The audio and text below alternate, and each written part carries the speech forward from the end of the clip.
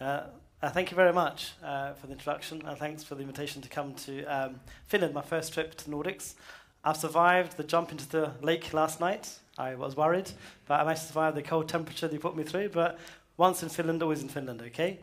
So my story is really going to talk to you about my work around the last 3 or 4 years, to how we redefine clinical interaction, how we, I guess, disrupt, improve, change healthcare for the better using technology. So I've been playing around with many, many devices and technologies, and I've been introducing my own hologram to the world quite recently. So the first thing I want you to do is actually meet my hologram, the virtual Shafi Ahmed.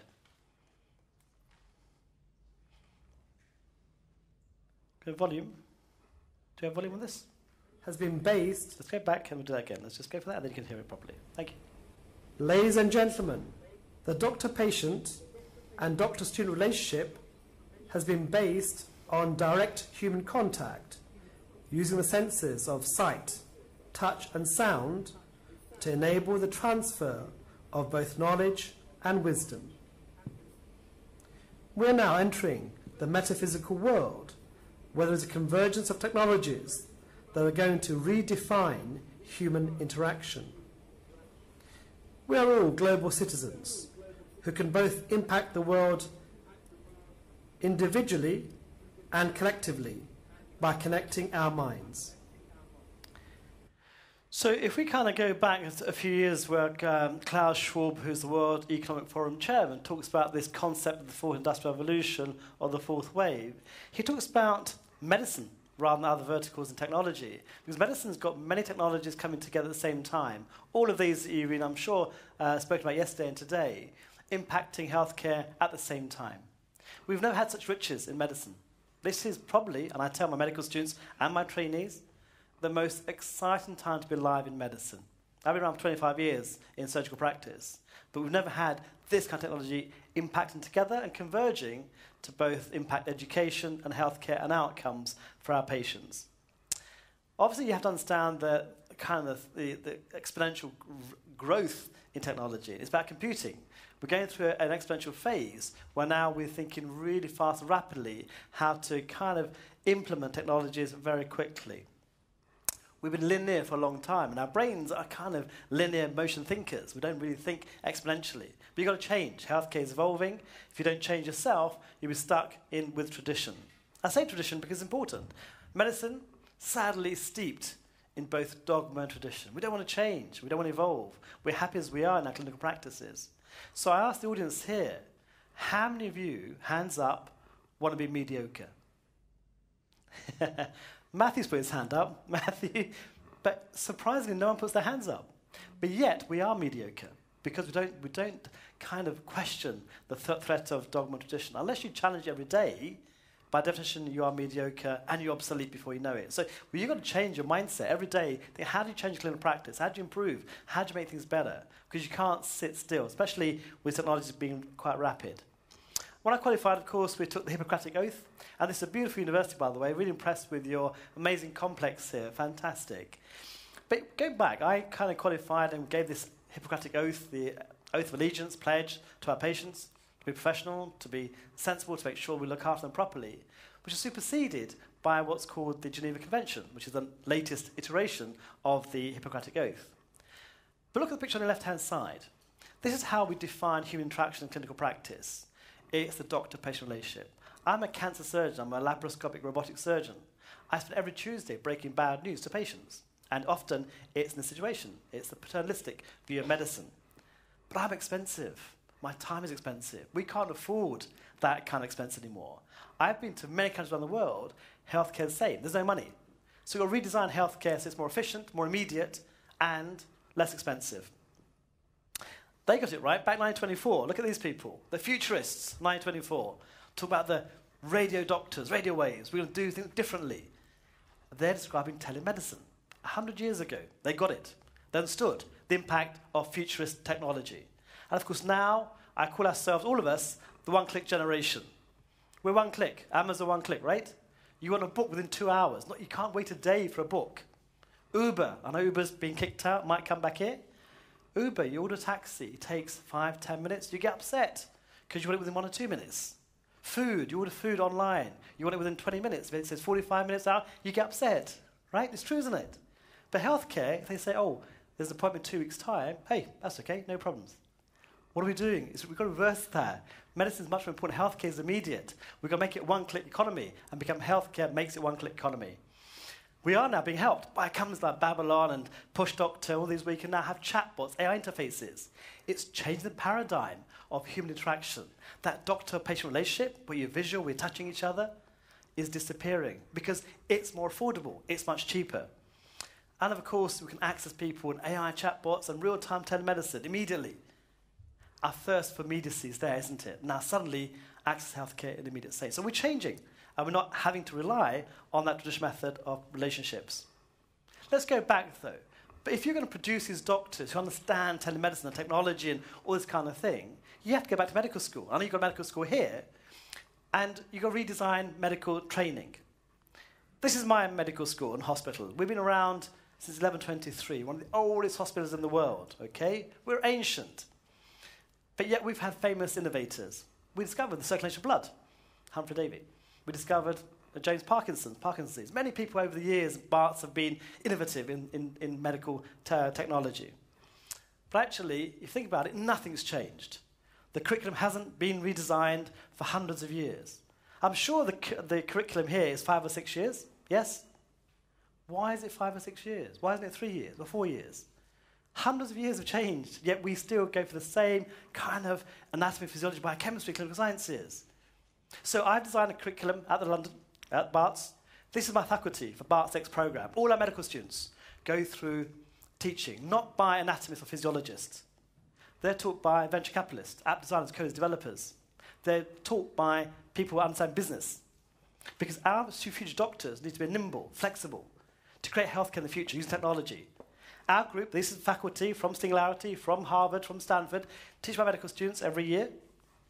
They go away groups of 4 or 5, think about ideas. They go to a hackathon. They go to a Dragon's Den, pitching for crowdsourced money. Because we want doctors to be entrepreneurs. We want them to redesign healthcare. So you've got to train them at the beginning. And actually, we're the first medical school in the world to embed that into the curriculum for every medical student. It's the future. Students have changed. They don't like yesteryear. They don't want to work 100 hours a week. They want to go away on holiday. They want 2 or 3 careers, portfolio doctors. They are evolving and changing. So the modern doctor needs to be equipped with those kind of skill sets, which I think you need here as well as anywhere else. I often talk about education around the world. And education, of course, for me, should be a fundamental human right. And you all agree with that kind of statement. It's a fallacy, of course. The fallacy is that it depends on 2 things: resource and location. That's what education depends upon. You're in Finland, one of the richest countries in the world, and you will have education. Not everyone has access to high-class, world-class education, which we all deserve, and it's a fundamental human right. I've been perturbed by this kind of picture for a long time. This is how I wanted to be, teaching people in a kind of auditorium, being centre of attraction. But the learning in that environment has been poor. Look at this picture. You can tell me how much can you learn in this environment? Okay? Even today, and you laugh, in medical school, you have students in the back of the room. There's crowding around. Yes, it's still the same. And surgeons, we think we're teaching. Hey, just by being in that room for 8 hours a day is enough. You're learning by a process of osmosis and diffusion, right? This kind of knowledge that escapes in the room. We haven't changed it, have we? Crazy. This is how we've been learning for a long time. So the other thing, of course, is that the world's been connected. We've got to think about bigger. Your knowledge that you have should be shared on a global level. Don't think about 1 or 2 people. Think about many people, 1,000 people. And we're connected with cables under the Atlantic Ocean, drones, Facebook flying in the air, balloons from Google giving you higher-speed Wi-Fi access, and now satellites being launched that come back. So the big companies are saying, we're connecting you. You sort out what you can do with our connections, because we have a thirst for the internet connectivity. A few years ago, Lancet produces a commission-produced report on global surgery. That's my own specialty. And it was quite horrific. Finally, we see a problem in surgery. We've been obsessed with HIV, infectious diseases like TB, malaria, but never surgery. First time we've quantified a problem. To make healthcare more equitable, we need to train over 2 million people today. We need to provide 143 million operations per year, because 5 billion people, 2/3 of the population, can't access what we think is reasonable, safe surgery. Simple things, save lives. So my question is, how do we do that? There's, of course, the human interaction. We can touch one another. We can go to places. And I run the international program at the College of Surgeons in England. And that's me, my whole entourage of people around the world. I've been to a lot of countries, collaborating with governments, ministers, health ministers, colleges, thinking, how do we train people? We bring over. So these are places I've been to and been thinking about how we train these people. And since then, I've appointed 143 surgeons from other parts of the world, government-led initiatives, targeted training for rural areas to improve their standards. It's time expensive. We've been all over the place, and we're pointing to hospitals around the world because we're running out of ideas. I work in conflict zones. This is me going to Gaza, which is a almost impossible place to get to. This is the no man's land between Israel and Palestine, and you've seen the horrors recently about the wars that's been going on. So you go there facing guns, military warfare, thinking, I want to improve standards. But it's difficult because human behavior and the socioeconomic problems we create for ourselves are impossible. So how do you overcome some of these issues with going to conflict zones and remote areas? I've been training people in all areas. This is Gaza, training everybody from medical students to trainees to consultants in Egypt, throughout Egypt, in the rural areas, part of Egypt, all over India, Sri Lanka, Bangladesh, Malawi, all over Africa, and also the Middle East. That's kind of expensive time. We can do better than this.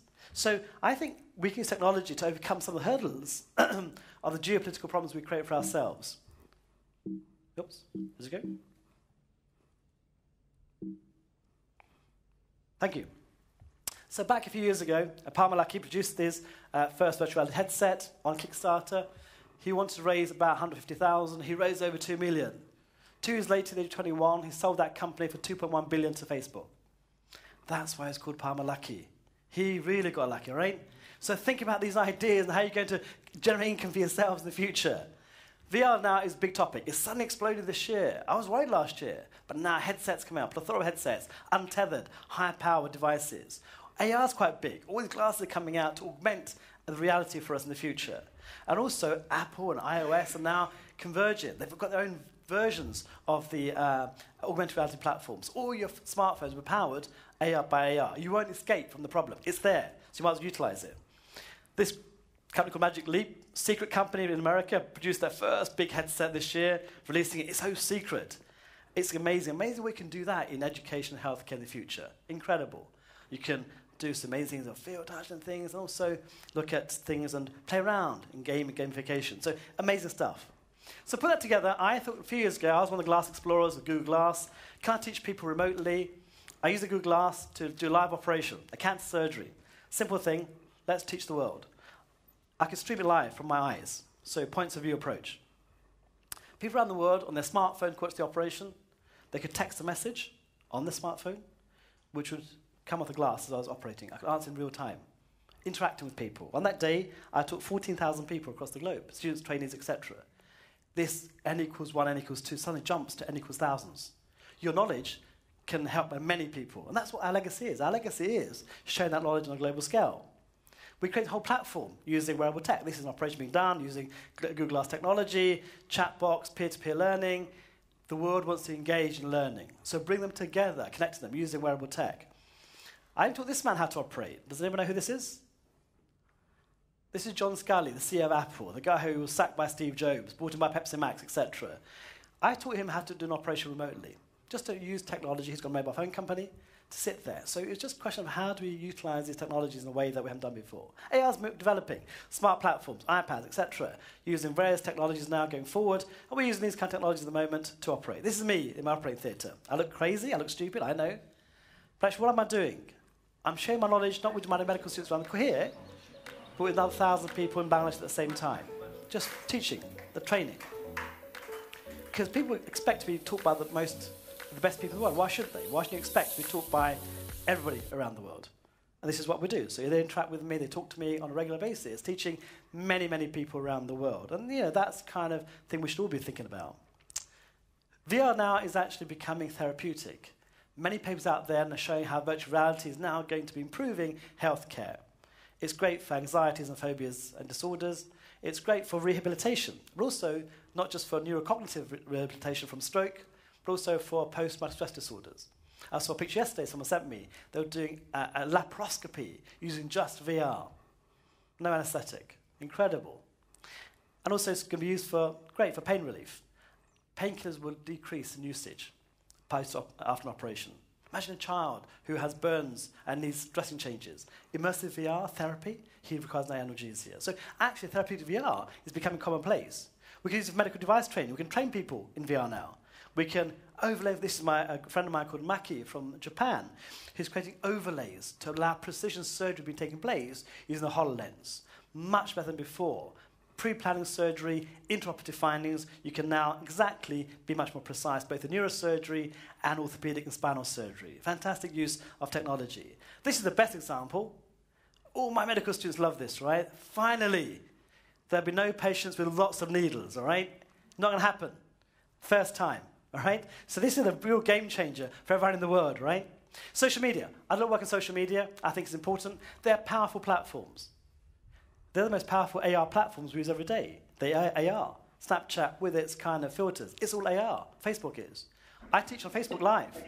One click. 2 billion people use Facebook every day.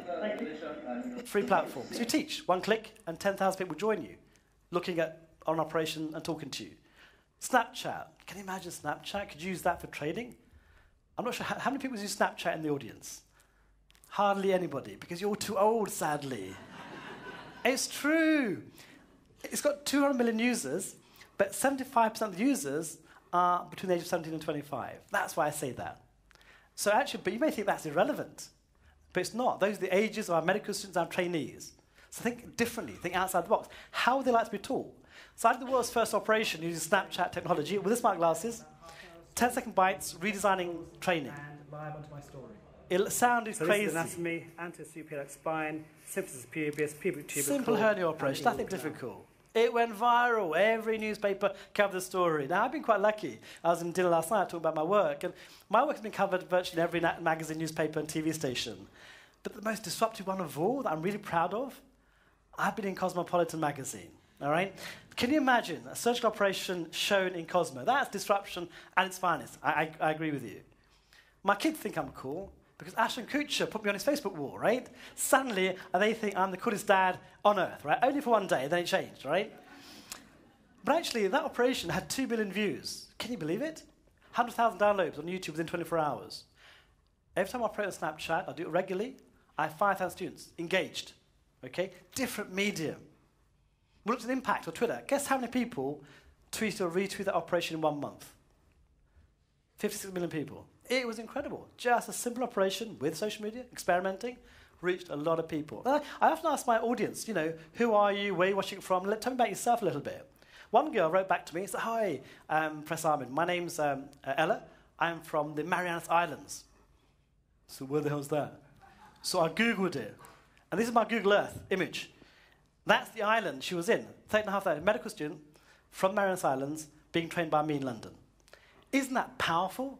How you can reach people that you never thought you could reach before using social media. Why not? It's fantastic. I was actually the NHS curator a while ago. I had the whole account for a whole week. I curated it, talked about my life, my work. I thought I'd do the world's first operation, teaching, training, using tweets. So this is an experiment as well. That went really well. A million people interacted.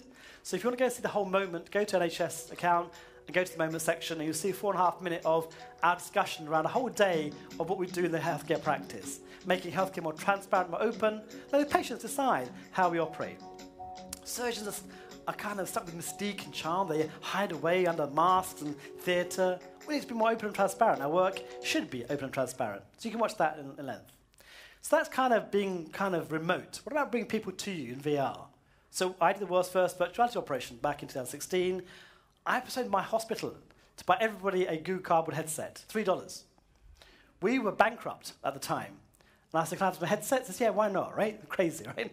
So everyone, pharmacists, doctors, nurses, got a headset. We had a free app, which we created. And suddenly, one click, you could be in the operating theatre with me in real time, bring people to you rather than being remote telemedicine.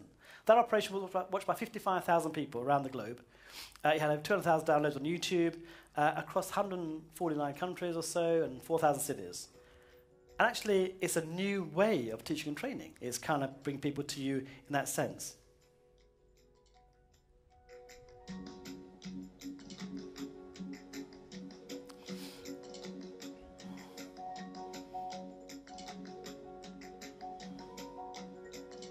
This 360 camera rig allows immersion.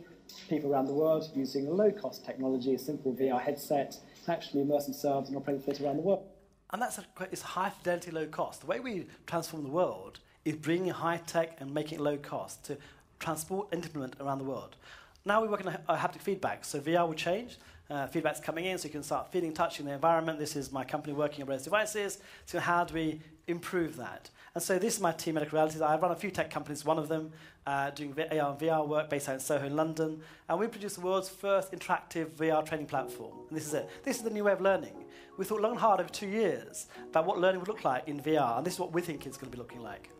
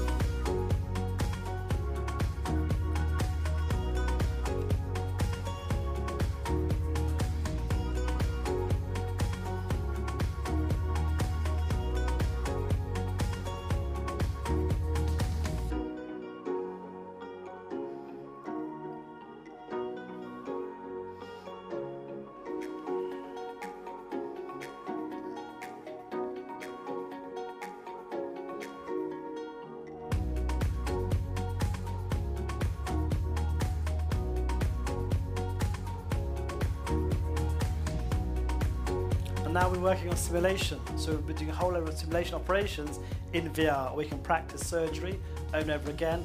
Again, low cost, using a simple headset, maybe a smartphone, etc. So these kind of things we've been doing and looking forward. So we talk about the human contact. What about actually this kind of world that we're living in, the AI interface, the world where we're living with machines, etc. We know that AI is big and deep machine learning is coming in, beating the world Jeopardy champion, chess champion, and of course, recently AlphaGo. Embedding into hospitals around the world now using deep machine learning to redesign healthcare. But actually, we don't need to be anywhere. We can be anywhere in the world to see our patients. This is me with my beam twist system, doing my ward rounds, seeing my patients constantly. I don't need to be in the same place. We're obsessed with being in the same place. We don't need to. We can use these systems to kind of be remote. And I do that all the time in my hospital. It looks a bit strange. People suddenly, within 2 minutes, think it's normal, that you're there, you're moving around, they talk to you as though you're a normal human being. Incredible kind of thing we do. So talk about telemedicine being remote, and then kind of VR bringing people in. What about transporting yourself? This is what we want to do, right? Yeah, this is kind of our mission in life. I'm trying, okay? I'm trying my hardest to transport myself in this medium. This is me using 104 cameras, using a process called photogrammetry, creating the first virtual surgeon. That's the world's first virtual surgeon, right? Now imagine if that talks, has interface with AI and deep machine learning. It can teach anybody anywhere around the world, constantly. It doesn't have to be one person. It doesn't have to travel.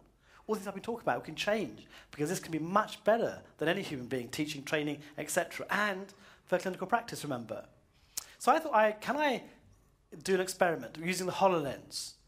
Can I get the avatars from other people from India, from America, in the same place together in the OR, at the same time to do an operation? So this is me operating in the UK with my HoloLens. Hi everybody. Hi Shafi.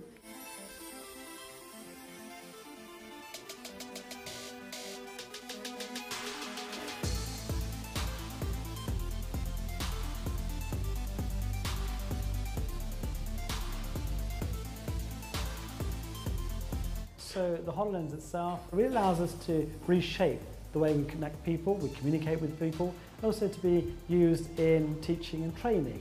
Initially, when you put the HoloLens on, it feels a bit strange, but actually within a few minutes, it becomes quite normal. You feel as though you're just discussing cases with people in the same room, for example, like we do in normal hospital practice.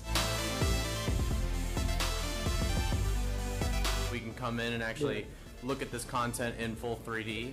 And obviously when you're working in this case, the medical field, having a full 3D understanding of a situation, for example, is really much more powerful in solidifying how you want to navigate it in your mind. So you can, in real time, interact with people from around the world. Isn't that what we want? To get advice immediately around the world? But actually, what about actually transporting? That's Avatar. This is my kind of Princess Leia moment. I was looking for Obi-Wan Kenobi to give me a hand. I could not find him. I searched. He was nowhere to be seen. However, how about transporting yourself? So I've been working with a company based out of London called Double Me, great little company. And imagine if you're somewhere operating and you want someone to come and appear next to you, look over your shoulder, give you advice, and then disappear within a second. Shafi, have a look at this. Yeah, let me have a look over your shoulder. That's using 5G. Yeah, I see what's First time going it's on 5G. I think I can give some advice, Carl. No problems. Thanks for calling me. Holoportation. Isn't that where we want to be, right, guys? That's where you want to be in the future. So my last slide is really about the future. So technology is important, innovation is important, it's how you apply it to clinical practice. And actually, one thing is we need to redesign. All of us have a mission really to make healthcare more affordable and more accessible.